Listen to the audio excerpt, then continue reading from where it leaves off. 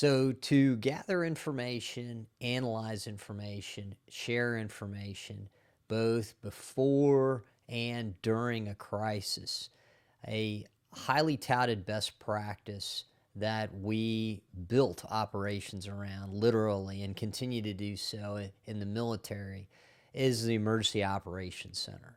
And this practice is by no means exclusive to the military.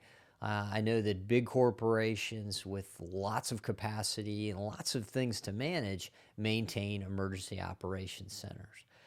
Now, the trick in the situation we're in right now is a couple things. One is, like I talked about in a previous video, trying to gather and I'll just say cluster, not necessarily consolidate, but cluster the efforts of agencies in a complex adaptive system type environment that are out there operating at a minimum so we have awareness that they're there and what they're doing.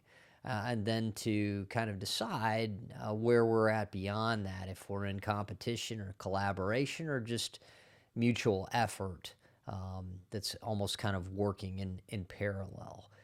But what the difficult thing about the current situation is being able to physically man and establish emergency operations centers with the need for physical distancing. I've seen an enormous operations centers that took up whole floors of buildings, and definitely the current situation merits that kind of investment in information sharing and analysis. The trick is obviously getting all those people together, and the contamination that they might spread. And so it actually might work in our favor that we're forced to not get together physically, and that might force us to have to work together more virtually. And I say that it might work in our favor because if we can work the access issues and the information issues and things like that, then we can integrate more of the agents in the environment towards achieving that unity of effort. I do think what's hand in hand with this is the strength of our information systems.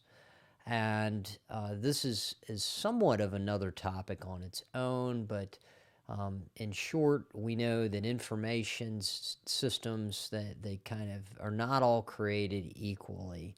And the challenge with information systems that were not in place prior to an emergency, and especially a crisis of this scale, is that they're often manual, which means we have a lot of lag time, we have a lot of chance for error, and we're with manual systems, whether it's email, whether it's a phone call, it's much more difficult for us to share that information horizontally, particularly in crisis scenarios. So we're also limited in information systems. The more they're manual, the less predictive they are, the less we can think about tomorrow, the more we're kind of gathering information about today. So those are things definitely to consider of how we're going to make these collaborative networks, and we may be forced to do it virtually. That may be a good thing, but then we also need to look at the strength and the limitations of our information systems and make up that deficit. That's where these go hand in hand, where our information systems aren't that great, then our operations center having together people physically kind of helps overcome those limitations. But now we may not be able to leverage and exploit that kind of relationship. We may have to make the virtual networks work. So these are things to think about: emergency operations centers and information systems. Where is what is how could we exploit those in the current crisis? What are the imperatives? who all needs to be involved, what do these collaborative networks look like, and how can we can we leverage the power of information without being overrun by it or without being limited by it.